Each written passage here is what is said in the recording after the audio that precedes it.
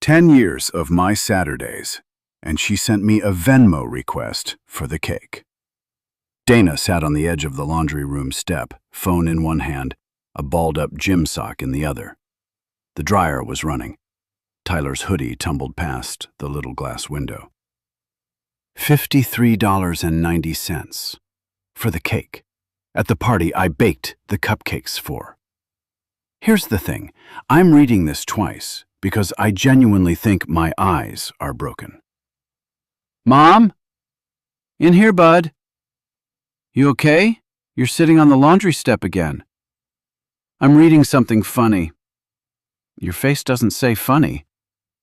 My face is 46 years old, Tyler. My face hasn't said funny since the Obama administration. Who's it from? Megan. Of course it is. He sat down on the step beside her.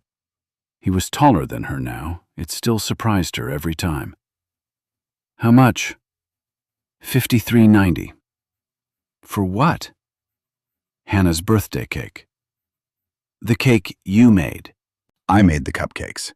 The big one she got from the grocery store. She's saying I owe her my half of a cake that you didn't eat at a party that you ran. Don't editorialize. I'm doing fine on my own. Mom, why do you go over there every Saturday? Because Hannah and the twins, they're like family. You know that. Hannah is 16. The twins are 11. They haven't needed a babysitter since I was in 5th grade. It's not babysitting. Then what is it? It's helping. Helping who, exactly? She didn't answer. Tyler waited. The dryer thumped. The hoodie went past the window again. I'm gonna say something, and you're not gonna like it. Then maybe save it? Aunt Hannah's birthday last year. You didn't make me cupcakes. Tyler, I'm not mad. I'm just saying. You made me a Costco sheet cake and you wrote my name on it with a tube of frosting in the parking lot because you forgot. I didn't forget. I ran out of time. Right, because you'd spent the morning at Megan's doing the twins' birthday. Dana put the phone face down on the dryer. The sock was still in her hand. Go do your homework. I did it. Then go do somebody else's. He went. She listened to his door close upstairs. Then she picked up the phone, opened her bank app, and stopped with her thumb over the send button. Carla, pick up. This better be good. I'm eating dinner. She sent me a Venmo for the cake. Who sent you a Venmo for what cake? Megan, Hannah's birthday cake. Saturday, $53.90. Walk me through that math. Half the cake. She says since I was there, I should split it. Were you the one who paid for it at the store? Yes. On your card. On my card. So she's asking you to Venmo her half the cost of a cake you already paid for in full. Correct. Dana, don't start. I'm starting. I have been starting since 2015. It's a cake. Put it in writing or it didn't happen, Dana. In this case, she wrote it. She put it in writing for you. I know.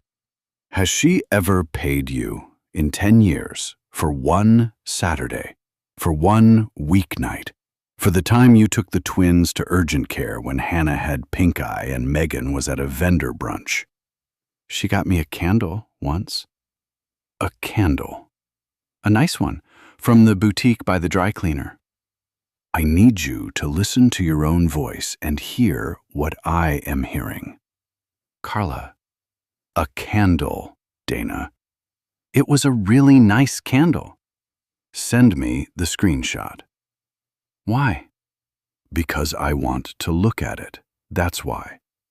I'm not doing anything with it. I didn't ask you to do anything with it. I asked you to send it. Dana sent it.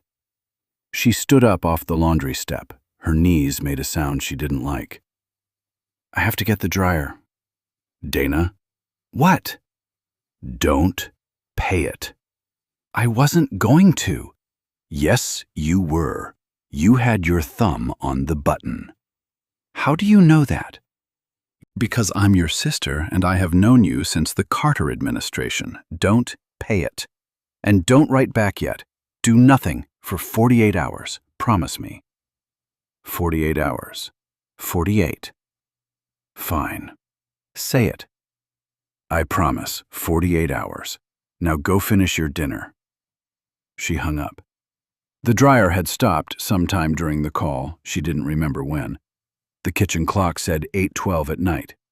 She made tea instead of coffee, the way she did when she was trying to fool her body into sleeping.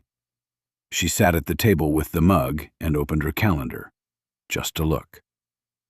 Saturday, October 7th, 2015. Brunch with Megan. Watch kids 1 to 4. Saturday, October 14th. Watch kids 10 to 2. Saturday, October 21st. Watch kids 9 to 3. Saturday, October 28th. Watch kids 10 to 5. Note: Megan late, traffic. She kept scrolling. The same square 3 or 4 times a month, every month, for a decade.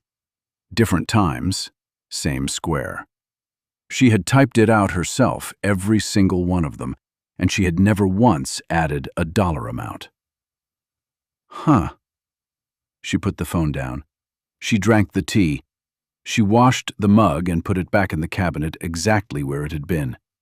Then she sat back down and opened the phone again. One more. She typed Megan's name into her Venmo history. The list loaded. She scrolled to the oldest entry and read upward. Snacks for the park, 8:42. Megan requested, I paid. Gas, Costco run for her, 22 even. Megan requested, I paid. Pizza for the kids, $31.50. Megan requested, I paid. Movie tickets, The Twins, $28. Megan requested, I paid. Splitting the parking, $12. Megan requested, I paid. Splitting the cake, $53.90. Megan requested, open. She closed the app. She sat with her hands flat on the table. The thumb of her right hand began to move, slow, along the edge of the phone case, back and forth. Carla said 48 hours. She set the phone face down. She turned out the kitchen light. She walked upstairs in the dark, one hand on the banister, counting the steps because the third one creaked and woke Tyler if you weren't ready for it. At the top of the stairs, she stopped. Tyler's door was closed, a line of light underneath it. Mom? Yeah. Did you pay it? No. Are you going to? I don't know yet. Mom, sit down. She did not sit down. She stood in the hallway with her hand on the doorframe. I think I'm going to add it up. 3 days later, Tuesday morning, Dana's kitchen. 48 hours, my sister said. It's been 72. I haven't paid the cake. I haven't written back. And this morning at 6:30, I woke up to 41 notifications on my phone. Mom, eat your cereal. Mom, did you see what Megan posted? I saw. Are you okay? I'm reading it for the 4th time so I can hear it in her actual voice. Want me to read it out loud? No. I'm gonna read it out loud. Tyler, sometimes the hardest part of healing is realizing that the people you've poured into for years were never pouring back. Setting boundaries with toxic friends isn't cruel, it's survival. Sending love to everyone walking that road this morning. You know who you are. 3 praying hands, 1 sunflower. Tagged, 11 mutuals. 11.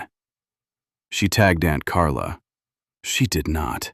She did, look. Dana looked. She set the phone down. She picked up her coffee. The coffee was cold. She drank it anyway. She tagged my sister in a post about how I'm a toxic friend. Yeah.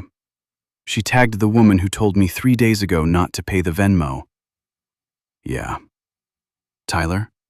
Yeah. Get your backpack. He got his backpack. He stood at the door longer than he needed to. Mom, go to school. You're gonna be okay today. I'm going to the school office at 9. I'm pulling your records for the high school transfer. I'm going to the bank at 10. I am going to be very, very okay today. Cool. He left. Dana sat at the table for 9 more minutes without moving. Then she dialed. I saw it. She tagged you. She tagged me. Carla, don't comment, don't react, don't open the post a third time. Whatever screenshot you need, take it now and close the app. Already did. Good. I'm going to the school office today. For what? Tyler's records, standard pull for the transfer. Dana, while you're there, ask the records clerk for any document in the district system that has your name on it. Why would my name be on anything in the district system? I'm not a Holloway parent. Just ask. Carla, just ask. You know something. I know Megan. So do you. So ask. 9:15. The records office at Westbrook Elementary. Fluorescent light, low counter, a glass dish of butterscotch candies. Pratt, Tyler. Birthday March 3rd. That you? That's me. Transfer packet, you said. Transfer packet. Give me 5 minutes. While you're in there, can I ask you something a little weird? Honey, after 22 years at this counter, nothing weird. Can you also pull anything in your system that has my name on it? As a contact?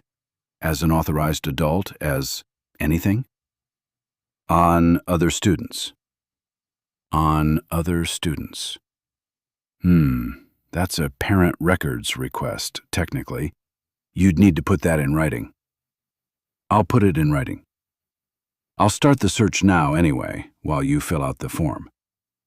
Thank you. Pratt, Dana. Same spelling as your boy. Same spelling. Dana sat in the plastic chair by the trophy case and filled out the form. Square letters, no flourish. She handed it back. The clerk took it without looking up and started typing. Good or bad? Interesting. Define interesting. You're showing up on 3 Holloway kids. Hannah Holloway, Caleb Holloway, Connor Holloway. Showing up how? Authorized adult, emergency pickup. 1 field trip medical waiver from spring of 2022. A medical waiver.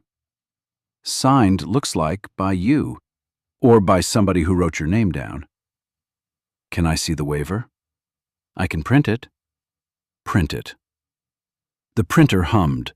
The clerk turned and watched it. Dana did not move from the counter. Here. She slid the page across. Dana looked at the signature. She put 1 finger on the loop of the D, then on the loop of the P, the way you might touch a face in a photograph to make sure the photograph was real. That is not my signature. I'm not allowed to comment on that, ma'am. I'm not asking you to comment.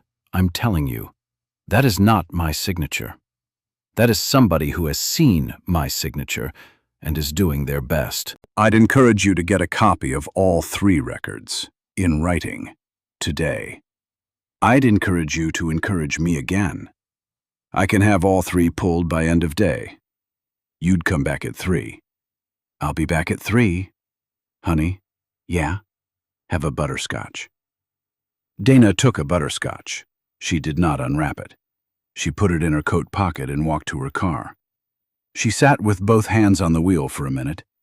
Then she called her sister. She forged my signature. On what? Field trip medical waiver, spring 2022. She put me down as authorized adult on all 3 kids. I knew it.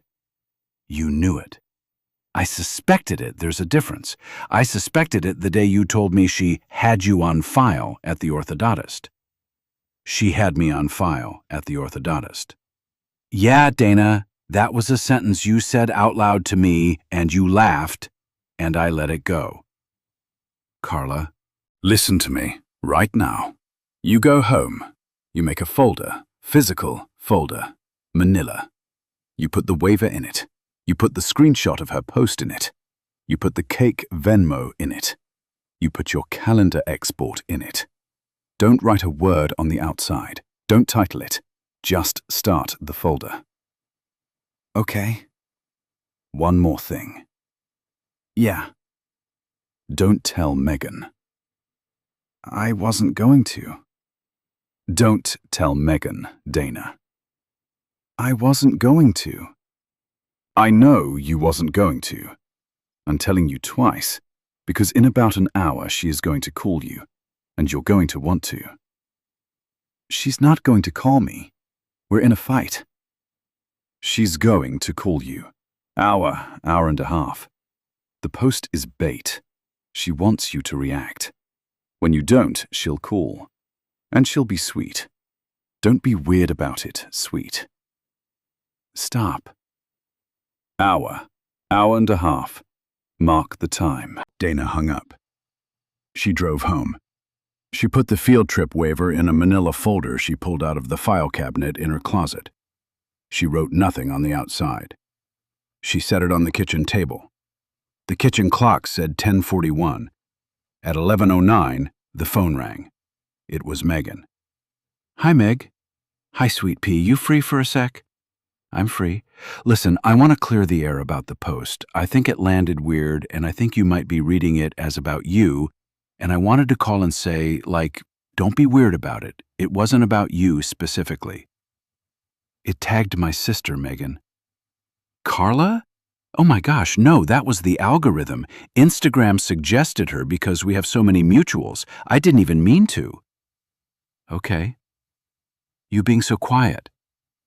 I'm folding laundry. On a Tuesday morning? On a Tuesday morning. Listen, I also wanted to ask a teeny favor. Brian's working on this little business application thing for the agency, like a small business support packet. And you're so good at numbers. Could I send you the draft tonight, and you just look it over? What kind of application? Oh, just an agency thing. A support program. They're letting realtors apply for some kind of household expense support if you used contractors during the pandemic.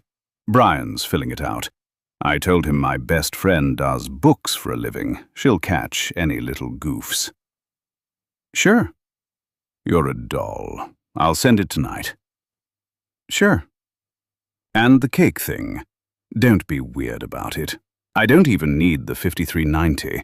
I just sent it because Brian asked me to track party expenses for the agency thing, so I needed the line item. The line item. The line item. So, if you Venmo it back, then it's an even line, see?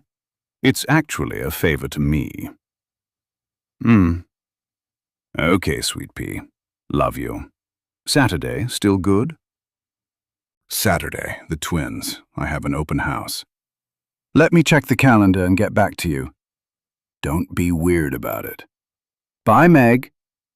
Dana set the phone down. She walked to the kitchen table and opened the manila folder. She put a clean sheet of paper on top of the waiver. She wrote one line in her square little bookkeeper handwriting. She just told me, on the phone, that she is using my babysitting as a paid line item on a federal application. She closed the folder. She picked up her phone and called the brokerage. Yes, hi, this is Dana Pratt. I had applied for the part-time bookkeeping role about 2 weeks ago. I just wanted to check in on the status. Yes. Thank you. Yes, I'll hold. She held. The hold music was a soft, instrumental version of a song she had loved in college. She did not enjoy that. Dana, hi, this is Ashley Voorhees. I'm the brokerage manager. Ashley, hi. I just wanted to check in on the bookkeeping role. Right. We did go a different direction on that one. I'm sorry I didn't get back to you personally. Can I ask you something? Sure. Off the record? I'm a brokerage manager. There is no off the record. But ask. Did you call a reference for me? I did. Can I ask who? I'd rather not say. Did the reference happen to be a current agent at your brokerage? A pause, long enough to count 3. Dana. Yes. What does the file say? That's what I'm trained to ask, so I'm asking it. What does the file say? I think the file says I was a strong candidate. I think a phone call said I was unreliable and going through a hard time. I'm not going to confirm or deny. Ashley? I'm also not going to disconfirm. Okay. Dana?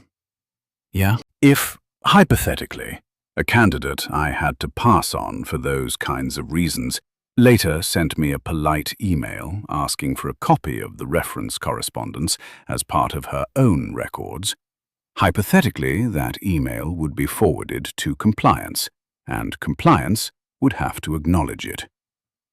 Hypothetically. Have a nice day, Dana. Dana sat in her kitchen for a long time. The folder on the table looked the same as it had 10 minutes ago. The kitchen looked the same. She did not look the same. She knew that without going to a mirror. 3 in the afternoon. Back at the school records counter. The clerk slid a fat envelope across the laminate. All 3, plus the field trip waiver, plus a copy of the parent records request you filled out, signed and dated for your file. Thank you. Honey? Yeah? Whoever did that, they did it more than once. I figured. Have another butterscotch. Dana took another butterscotch. She drove home. She put the envelope in the manila folder. The folder was thicker now. Then she opened her laptop. She opened a fresh spreadsheet. She titled the first cell with one word: Receipts.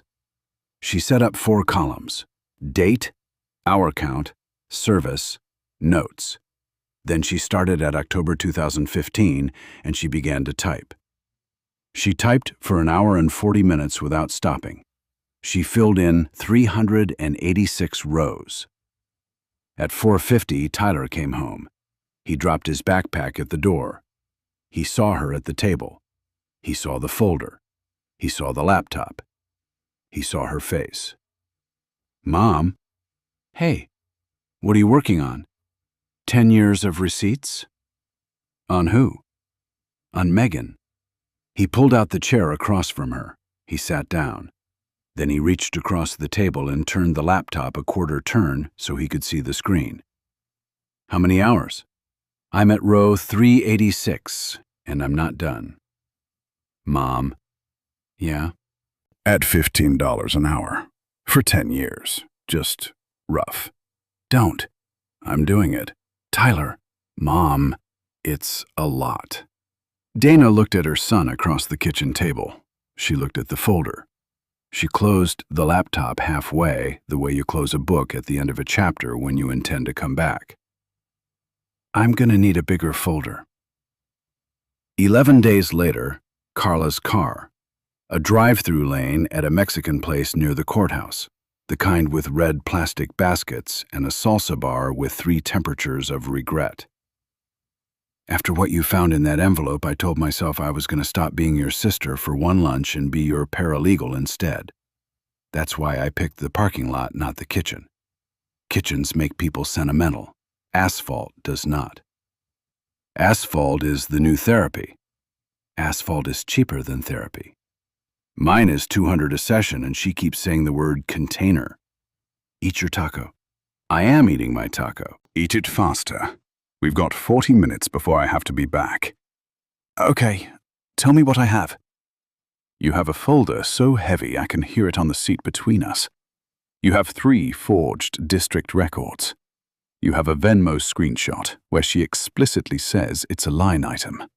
You have a brokerage manager who left you a hypothetically shaped breadcrumb the size of a brick. You have a calendar export. You have a spreadsheet I would frame and put on a wall. 386 rows. 418 now, since I know you. 422. My God. What do I not have? You don't have a single piece of fabricated paper. You don't have one anonymous post.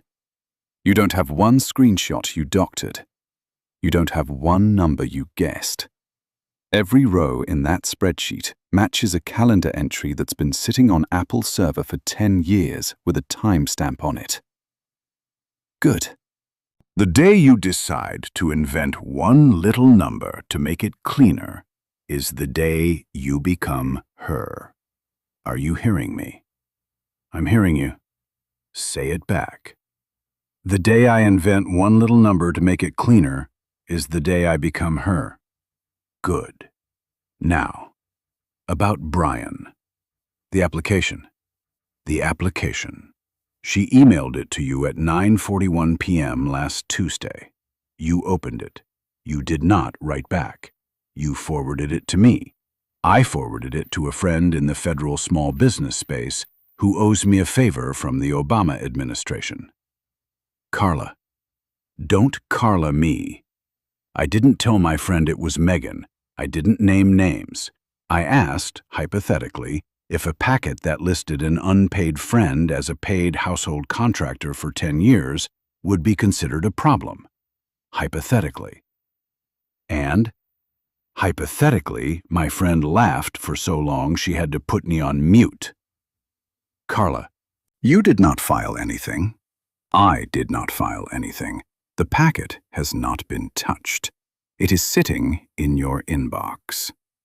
The only thing I told my friend, hypothetically, was the dollar amount Megan listed for household contractor work over the pandemic year. Which was what? $47,000. 47,000. 47,000 for you, with your name on it, with a contractor classification, without a single 1099, without a single check, without a single Zelle, without a single dollar. She put my name on it. She put your name on it. Carla, eat your taco. Dana set the taco down in the red plastic basket. She wiped her hands on a paper napkin. She wiped them again. I can't. I'm sitting here and my hands won't stop. That's how I know it's real. I know. She wrote my name down to the federal government to get money. Money she did not pay me. Yes. And then she sent me a Venmo for $53.90 for a cake. Yes, Carla, that is funny. That is actually funny. That is the funniest thing I have ever heard in my life. Don't laugh in the parking lot, Dana, you'll choke. Too late. Dana laughed once, sharp, the way a person laughs when there's no other available shape for the sound. Carla put a hand on her sister's shoulder. The salsa bar man came out the side door and started restocking limes. Later that afternoon, Dana's kitchen. The doorbell rang. Hi, Aunt Dana. Hannah, hi, sweetie. Does your mom know you're here? No. Okay. Can I come in? Come in. Hannah came in. She was wearing the gray hoodie Dana had bought her in 8th grade. She still wore it, which made Dana's chest do something Dana did not give it permission to do. Hannah sat at the kitchen table without being asked. She pulled the sleeve of the hoodie down over her hand. I heard her on the phone with somebody. Heard her say what? I heard her say your name in a voice she only uses when she's lying. Hannah, She has a voice. When she's lying, it's higher, by like a quarter step. I've known about it since I was 9. Honey, I remember. You remember what? I remember in 2nd grade, you came to the field trip because Mom said she signed up. She didn't sign up. You signed up, with her name, because she asked you to. I was on the bus and I heard her on the phone, telling you the form was in the front pocket of my backpack. Hannah, I didn't sign your mother's name. I told her to sign it herself. I sent the form home with you in your backpack with a sticky note. Okay, but I remember the call. I remember her asking. I want you to know I remember her asking. Okay. And I remember the bike. The bike. The day you taught me to ride my bike, in the cul-de-sac. She was at a vendor event. She told me later she taught me, to Grandma, at Easter. I was sitting right there. I didn't say anything because she'd already said it. Hannah, I'm not here to be dramatic. I'm here because I want to ask you one thing. Ask? Are you going to do something? Why? Because if you are, I want to know before, so I can be ready for her. Hannah Holloway, Aunt Dana. You are 16 years old and you are sitting in my kitchen asking me to give you advance warning so you can manage your own mother's collapse? Do you hear yourself? I hear myself. Honey, I just want a heads up. I'm not going to give you a heads up because I love you and giving you a heads up makes you part of it, and you are not going to be part of it. You are going to find out the same time everybody else does, and then you are going to call me and we are going to talk. Okay? Okay. Hannah? Yeah? How are you? I'm 16 and my mom is the kind of person we're talking about. How would you be? Fair question. Can I have a Diet Coke? In the fridge. Take 2. Hannah took 1 Diet Coke. She held it without opening it. She sat at the table for another minute. Then she stood up, hugged Dana around the neck the way she had hugged her since she was 4, and went out the back door so the front yard cameras wouldn't catch her leaving. After Hannah left, Dana stood in the kitchen alone for a long time. She did not open the laptop. She did not open the folder. She walked into Tyler's old playroom and pulled the shoebox down from the closet shelf. The shoebox said birthday cards on the side in her own handwriting from probably 2017. She sat on the playroom floor with the shoebox in her lap. She opened it. She took out the cards one by one. To Aunt Dana, love Hannah, age 6. To Aunt Dana, love the twins, age 4. Happy birthday, Aunt Dana, love Hannah, age 8. We love you, Aunt Dana. We love you, Aunt Dana. We love you, Aunt Dana. She read the same crayon line on 3 different cards. She set them in a stack on the rug. The stack got taller. The light changed in the window. She did not cry until she got to the one Hannah made for her in 4th grade, with the construction paper flower glued on crooked. And even then she only cried once. 1 round of it. Then she stopped. I'm not destroying this woman because I'm angry. I'm doing this because she has children. And those children are watching her get away with it. And one of them is 16 and is sitting in my kitchen asking me to time the collapse for her so she can get her shoes on. She put the cards back in the shoebox in the order she had taken them out. She put the lid on. She set the shoebox on the kitchen table next to the manila folder. Saturday morning, Megan's kitchen. Granite countertop. A wine fridge. A framed quote on the wall that said, "Live, laugh, love," in calligraphy. Megan was in yoga pants and a sweatshirt that said, "Blessed," across the chest in cursive. She was pouring 2 glasses of Pinot Grigio at 10:30 in the morning. I know it's early, don't be weird about it. I had an open house yesterday and my body has decided today is Sunday. I'm not gonna drink, Meg. Suit yourself, more for me. I came over because you said you wanted to talk. I do want to talk. Okay. Sit down, stop standing, you look like you're gonna leave. I'm sitting. Listen, I want to clear the air. For real this time. Because I have been thinking about us. Like, really thinking. And I want to say something. And I don't want you to take it the wrong way. Okay? My mother. You know about my mother. I know about your mother. You know what she did to me, with my brothers. That whole thing. I was 13, and I was making them lunch, and I was packing them backpacks, and I was raising them. And she was at the salon, and at the bunco group, and at the boyfriend's place. And I swore to myself on the day I turned 14 that I was never going to be that woman. Meg. No, let me finish. I swore. And when I had Hannah, I swore again. And when I had the twins, I swore for the third time. And there is a part of me, Dana. There is a part of me that is sitting in this kitchen this morning and is wondering if I have been her for a very long time.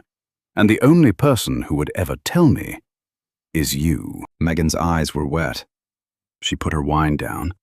She held her own elbow with her opposite hand the way she had held it on a curb in 10th grade, 31 years ago. Meg, don't say anything yet. Let me sit here. Dana let her sit there. The fridge hummed. A dog barked 2 yards over. Megan wiped under one eye with the side of her thumb. Okay. Hey, while you're here, can you take Hannah to the orthodontist Tuesday? I have a thing. Dana looked at her best friend for a count of 4.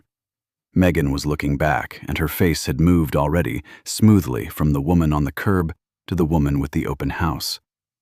The transition had not even cost her a sip of wine. I have a thing too, Meg.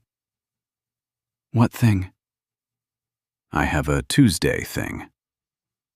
Since when do you have a Tuesday thing? Since this Tuesday. Don't be weird about it. I'm not. Dana stood up from the granite kitchen island. She picked up her keys. Megan watched her without standing up. The 2 glasses of Pinot Grigio sat between them, one full, one half. Dana walked to the door. Then she stopped because her hand wanted her to, and she turned back. Meg. What? I'm sorry about your mother. Thanks, sweet pea. I really am. I always have been. I just want you to know I always have been. I know. Saturday still good? Bye, Meg. Dana left. In her car, in Megan's driveway, she put both hands on the wheel, and she did not move for 90 seconds. Then she drove home. That night, Tyler at the kitchen table doing geometry, Dana across from him, the manila folder in front of her, unopened. Mom? Yeah? You okay? I went to Megan's this morning. I figured. She told me about her mom. She cried. She actually cried, Tyler. She talked about being 13 and making her brother's lunches. She told me she had been thinking about us. And then she asked you for a favor. Yes, she did. Tyler, I want to ask you something. Okay. Real question, real answer. Okay. If I had to do it over, if I had to choose, would I ever do to you what she did to me? No. How do you know? Because you wouldn't let her do it to me either. Mom, you wouldn't let Megan use me the way she used you. If she had asked, you'd have said no. The first time. You always said no for me. You just never said no for you. Dana put both elbows on the table. She put her face in her hands. She did not cry. Tyler did not say anything. He had inherited that part of her. The waiting. Tyler. Yeah. I almost called it off this afternoon. I figured. She told me about her mom, and I sat in her driveway for a minute and a half, and I thought, maybe I just walk away. Maybe I just stop going on Saturdays, and I block her number, and I let it die quiet. Yeah. And then on the way home, I thought about Hannah, sitting at our kitchen table on Tuesday, asking me for a heads up so she could be ready for her own mother. And I thought, if I let it die quiet, that girl is going to spend the next 30 years apologizing for a woman who has not stopped one time to apologize for herself. And I am not going to be the reason that girl learns to apologize for her mother. Mom. Yeah? Open the folder. Dana opened the folder. 2 days later, Wednesday. Carla in Dana's kitchen at 9 in the evening. A pot of decaf between them. The folder was on the table. The shoebox was on the table. The laptop was open to a single page with 3 lines of text on it. I had Ashley Voorhees pulled into a routine compliance review at the brokerage on her own schedule. Not because of you, because of a separate audit cycle that was already coming up next month, which I confirmed by reading their public investor disclosures from last quarter. So nobody can say anybody timed anything for anybody. The review is on the calendar. Her file is in the queue. The reference correspondence is in the file. Okay. I had Pastor Linda's husband's church school spring fundraiser luncheon date confirmed. It is in 14 days. Megan is the keynote. She is presenting the Parent Volunteer Recognition Awards, including, I notice, the one for the 2nd grade book fair, which she did not run, which you ran, with photos, with an event coordinator who is, as of last Friday, very willing to email a corrected hours sheet to the church school office on her own, because she's annoyed about it, because she found out about it from her sister-in-law's Instagram, which is a sentence I cannot believe I just said out loud. Okay. I have not done anything with the federal application. I will not. The packet is sitting in your inbox where she sent it. She emailed it to you, Dana, voluntarily, with your name on it, as paid help for $47,000. She did this all by herself. Okay. Once she stands at that podium in 14 days, and you read your one page out loud, her own lender is going to see her name on the news cycle inside of 72 hours. The lender will pull her packet for review on its own. We do not need to call the lender. The lender reads the local news. The lender attends the church. We do not have to do one illegal thing. We do not have to do one dishonest thing. She has already done the work for us. She just hasn't read the receipt. Carla. Yeah? Are you sure I want to take this all the way? Carla looked at her sister across the kitchen table. She did not answer right away. She tapped her pen, cap on, against her thumb 3 times. Are you asking me, or are you asking yourself? I'm asking myself. Then I'm not the one who answers. Dana looked at the folder. She looked at the shoebox. She looked at her own hands on the table. Her thumb was running along the edge of her phone case, slow, back and forth. I'm taking it all the way. Okay. All the way means the Parent Volunteer Awards. Yes. All the way means Ashley. Yes. All the way means the application. Sister, the application takes itself all the way. You don't need to drive it. All the way means I sit at a round table at a luncheon and read out the dollar amount of one cake. Yes. I want to do it sitting down. Excuse me. I don't want to stand up at a microphone like she does. I don't want to do her version of it. I want to do it from a chair with a folder, like a woman doing her books. Okay. I want her to come to me. Okay. Carla nodded, slow, once. She slid a single sheet of paper across the table. It had 3 lines of text on it, the order of operations for the 14th day. Dana read it once. She did not pick up a pen. She did not need to. Okay. 14 days later, the fellowship hall at Westbrook Christian School. Round tables of 8. A buffet line breaking down at the back. A small stage with a podium, a microphone, and a banner that read, Spring Family Luncheon, in cut vinyl letters. Friends, I just love this community. I just love it. Before our keynote, a quiet thank you to every parent who poured into our school this year. You know who you are. Polite applause.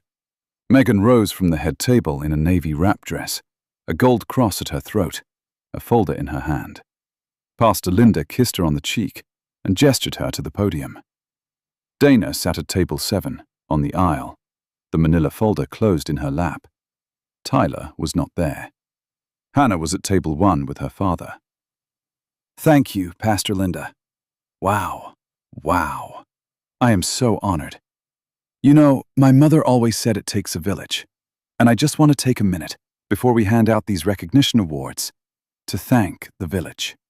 Because none of us do this alone. A small laugh from a woman at table 3. Megan smiled at her. Our 2nd grade book fair this year, oh my goodness.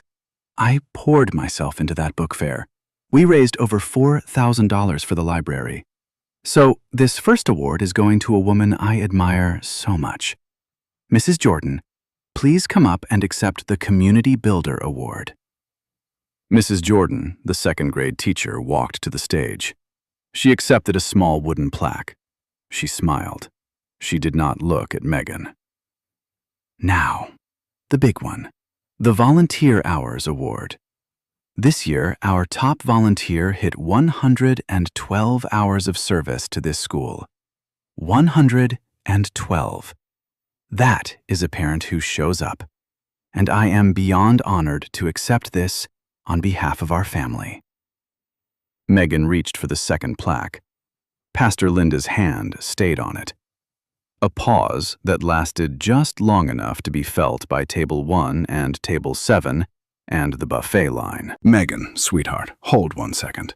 There's been a small administrative correction sent over by the event coordinator yesterday afternoon. I'd hate to read it wrong. Let me just check. Pastor Linda lifted a single sheet of paper from beneath the plaque.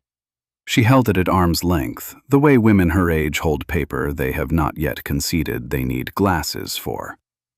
She read it once. She read it again. She set it down. Megan, honey, the corrected hours sheet has the book fair credit going to Dana Pratt. 104 of the hours, plus the planning meetings. Linda, that has to be a clerical thing. Dana helped me. We worked on it together. She was my right hand. Sweetheart, the email is from the event coordinator herself. It CCs the church school office and the brokerage marketing director on your testimonial blog post. They're asking us to make the correction publicly today. Today. Megan turned a small fraction of a degree toward table 7. Dana did not move. Dana did not stand. Dana opened the manila folder in her lap and slid out one piece of paper. She did not raise it. She set it on the round table in front of her, face up, and she put her hand flat on top of it. Linda, can I have just a moment? I just want to clarify. Dana, Sweet Pea, are you back there? I'm here, Meg. Dana, can you come up here? Help me clear up this little mix-up. I'm going to stay where I am, Meg. Don't be weird about it, Sweet Pea. Come on up. I'm going to stay sitting down. Here's the thing. I had a question, and I was going to ask it during the open microphone part later. But since we're on the topic of the book fair, I'll ask it now. Pastor Linda lifted the microphone off the stand and stepped down from the stage. She walked it across the fellowship hall to table 7 and held it out to Dana. Dana did not take it. Pastor Linda nodded once and set it on the white linen tablecloth in front of her, on top of the closed manila folder. "Meg, can you hear me okay?" "I can hear you, Dana." "My question was about the volunteer board on the church school's bulletin. Last June, it had your name down for 104 hours on the book fair. I noticed because my own name was on the bottom for an hour and a half for the cleanup. I let it sit because it was June and I was tired. Then this winter, I noticed the same hours on a marketing post on the brokerage blog, with your name on them." "Sweet pea, the brokerage post was a profile piece. They sometimes pull from community channels. You know how it is." "I didn't, but I do now. Mrs. Jordan, can I ask you, on the open microphone, who set up the book fair on the Friday before? Who was at the school until 9 that night?" "Dana, that was you. You and I were the only ones in the gym." "Mrs. Jordan, who tagged the books? Who ran the cash box? Who drove the leftover boxes back to the warehouse on Sunday night?" "Dana, that was you." "Thank you, Mrs. Jordan." Megan smiled the way a person smiles in the second before they reach for a glass of water that is not on the table. "Dana, sweet pea, this is a luncheon for our kids. Maybe we save the bookkeeping for after." A small laugh, table 4. Megan caught it and held it. Dana did not smile back. She also did not flinch.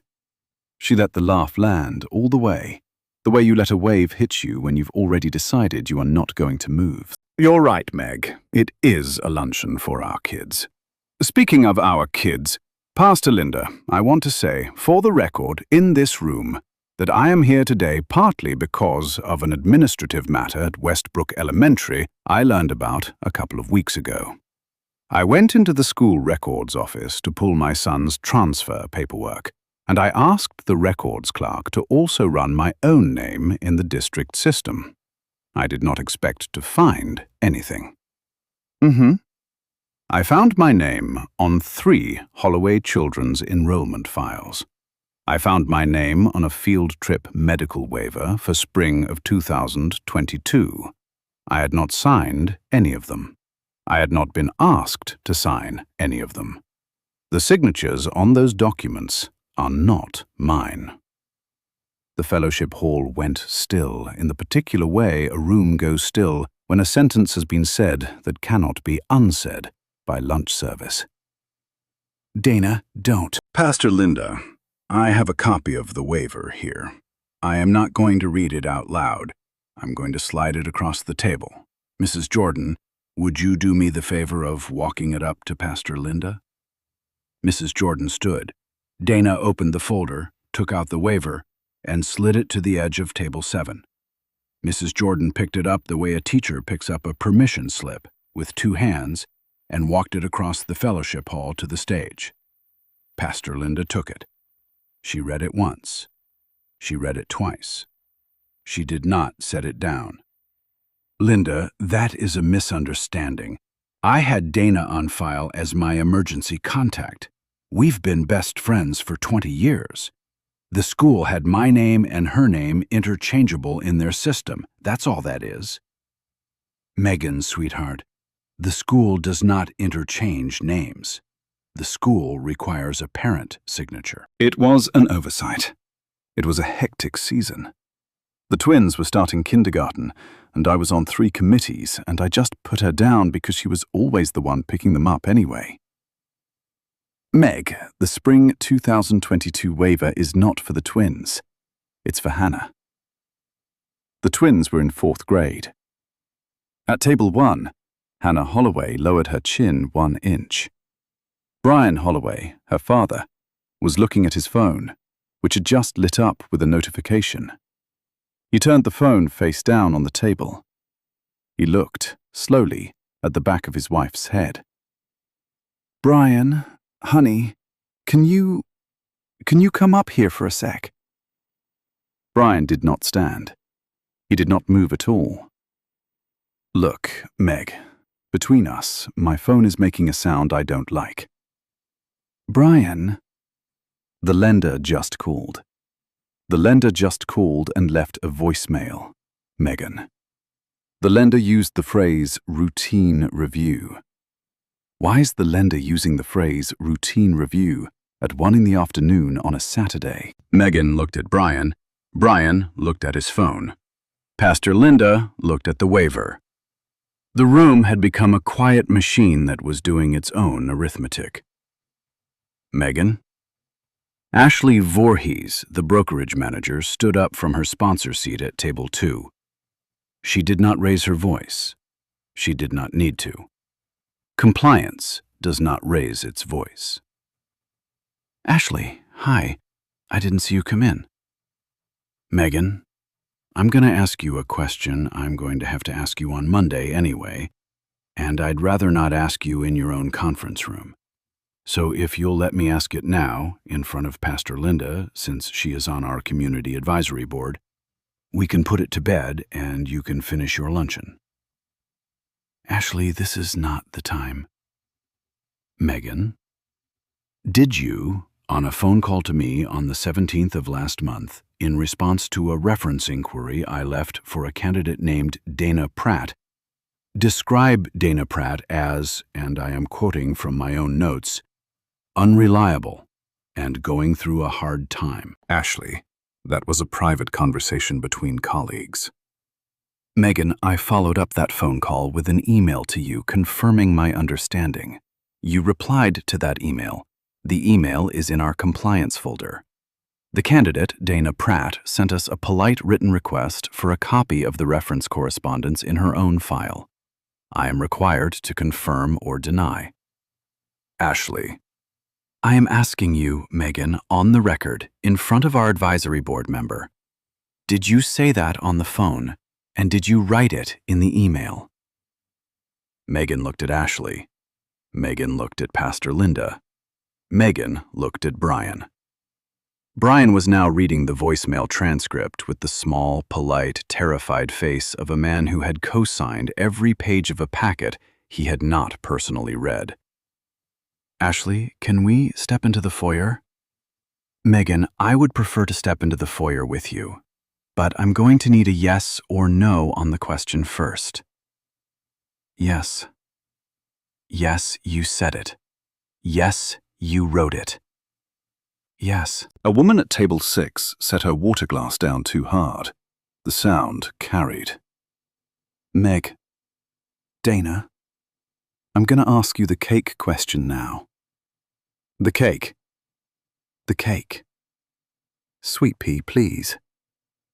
Meg, on March 11th of this year, you sent me a Venmo request for $53.90 for the birthday cake at Hannah's party.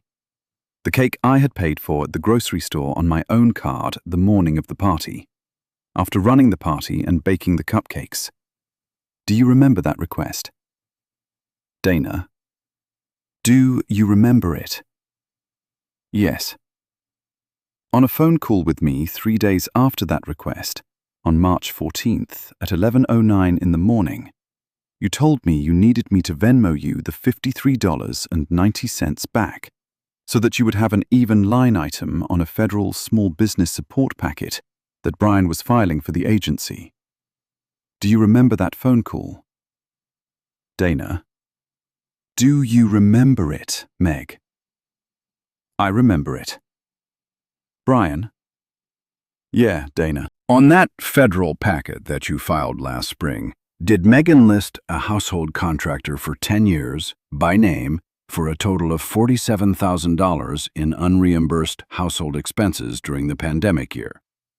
Look, between us, I signed it. I didn't read every line. Brian? Yeah?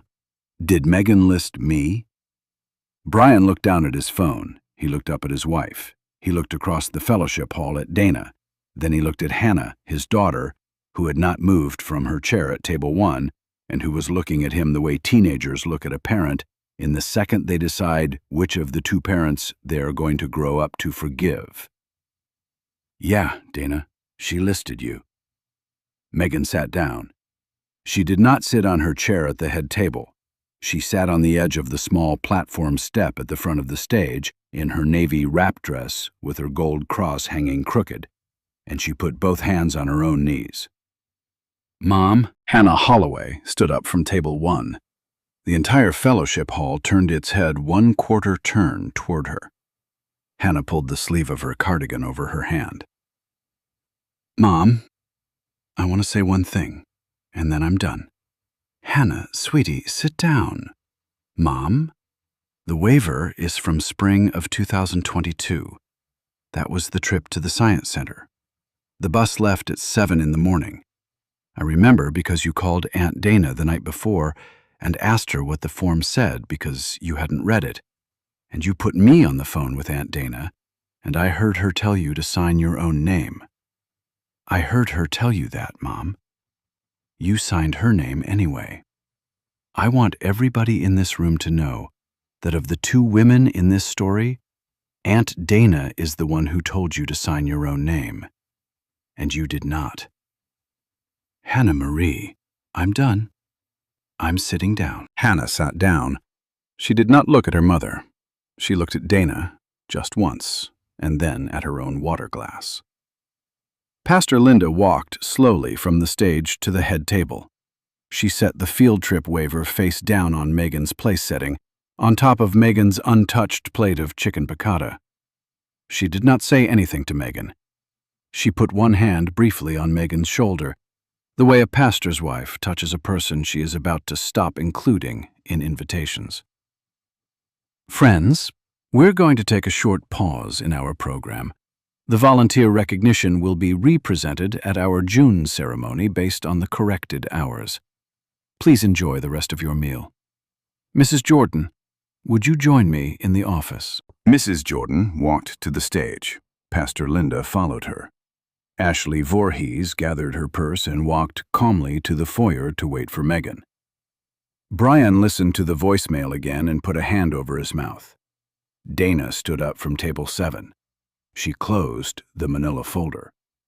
She left the microphone on the white linen tablecloth where Pastor Linda had placed it.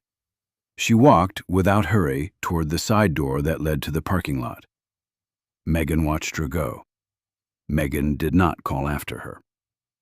At the side door, Dana stopped. She turned around. She did not raise her voice. The fellowship hall heard her anyway.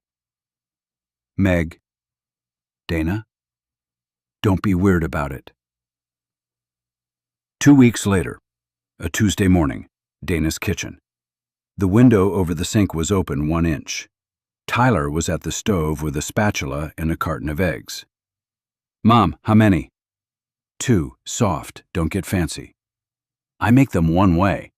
Then make them that way." The phone on the table buzzed. Dana looked at it without picking it up. The screen said, "Carla." "Speakerphone, bud." "Got it." "Good morning. Are you sitting down?" "I'm watching my son cook eggs at 15 years old. I'm sitting down." Brokerage parted ways with Megan, effective Friday. Mutual decision, the press release says. The lender opened a fraud review on the application. They sent a letter, certified, to the Holloway house Monday afternoon. Brian signed for it. Pastor Linda's husband's church school office quietly rescinded the volunteer recognition. The June ceremony program has Mrs. Jordan presenting it now, not Megan. The mutual friends from the Instagram post? Yeah. 3 of them have texted you privately. None of them have texted her. I saw. How are you? I'm watching my son cook eggs. Dana. I'm okay, Carla. I'm not great. I'm okay. Last thing. The bookkeeping role at the Henderson brokerage, across town. They called me yesterday. They want you to start a week from Monday. Part-time to start. Full benefits at 60 days. 60 days. 60 days. Tell them yes. I already did. You already did. I'm your sister, and I have known you since the Carter administration. Carla. Yeah. Thank you. Eat your eggs. Dana ended the call. She set the phone face down. Tyler put a plate in front of her. The eggs were soft. He had remembered. Mom? Yeah. You gonna be okay? I already am. It's just gonna take my body a few weeks to catch up to my mouth. That's a Carla line. Carla got it from our mother. Eat. She ate. The phone buzzed once, face down. She turned it over. A text from Hannah. 2 words. Thank you. Dana looked at the screen for a long time. She did not type anything back. She set the phone down again, the way she had set it down on the laundry step 3 months ago. But this time her thumb did not move along the edge of the case. Her thumb stayed still. Tyler? Yeah? I'm going to drive over to the new office before lunch, just to see the building, walk around the parking lot, get used to it. Cool. I'll be back by 3. Take the long way. The long way? Yeah. Take the long way home. You earned the long way. Dana drove the long way. The long way ran past the cul-de-sac where Hannah Holloway had learned to ride a bike. It ran past the Westbrook Elementary Records office, where a clerk had once handed her a butterscotch and a printout of a forged signature. It ran past the church school parking lot, empty on a Tuesday morning, the spring family luncheon banner gone now, replaced by a cardboard sign for a vacation Bible school in July. The long way ran past the Holloway house. Dana did not slow down. She did not look at it. She kept her eyes on the road in front of her and the speedometer at the speed limit, and her hands at 10 and 2 on the wheel, the way her father had taught her to drive in the year 1994 in a parking lot on a Sunday after church when she was 16 and the world had not yet asked her for a single Saturday. At the new brokerage parking lot, Dana pulled into a visitor space. She did not get out. She sat in her car with the engine off and the windows up. She put both hands on the wheel. Then she lifted her right hand and held it in front of her face. And she watched it for a count of 10, and it did not shake. Huh. She got out of the car. She did not go into the building. She walked the perimeter of the parking lot once, slow, the way a woman walks a property she is not yet ready to call hers, but is preparing to. She looked at the front entrance. The sign said, Henderson Real Estate Group, and below it, in smaller letters, Bookkeeping and Compliance. Bookkeeping and Compliance. She got back in her car. She started the engine. She drove home, the long way, the same long way she had driven there, because it was the only one Tyler had told her to take. At home in her kitchen, she opened the manila folder on the table one last time. She took out the cake Venmo screenshot. She took out the spreadsheet, 422 rows. She took out the field trip waiver. She took out the Ashley Voorhees confirmation email Carla had printed for her after the luncheon. She took out the birthday cards shoebox from the chair next to the table. She did not throw any of it away. She closed the folder. She put the folder and the shoebox on the top shelf of the hall closet, behind the Christmas wreath box, where she would not see them every day, where Tyler would not see them at all, where they would be there if she ever needed them, and not there in the way she needed them not to be there now. She came back to the kitchen. The eggs plate was still on the table. She washed it, she dried it, she put it back in the cabinet exactly where it had been. Then she sat down at the kitchen table. She opened her phone. She opened the Venmo app. She scrolled to the request from Megan, $53.90, dated March 11th, still pending after all these months because Dana had never paid it and never declined it and never said one word about it. She tapped decline. The little gray box went away. The line item disappeared.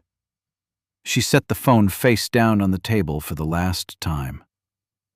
10 years of my Saturdays, and in the end, the only number I ever owed her was 0. She got up from the kitchen table. She did not look at the closet. She did not look at the phone. She walked out the back door into her own yard and stood for a minute in the patch of grass where the dog she did not have anymore had used to lie. The sun was on the back of her neck. The neighbor 2 yards over was running a leaf blower.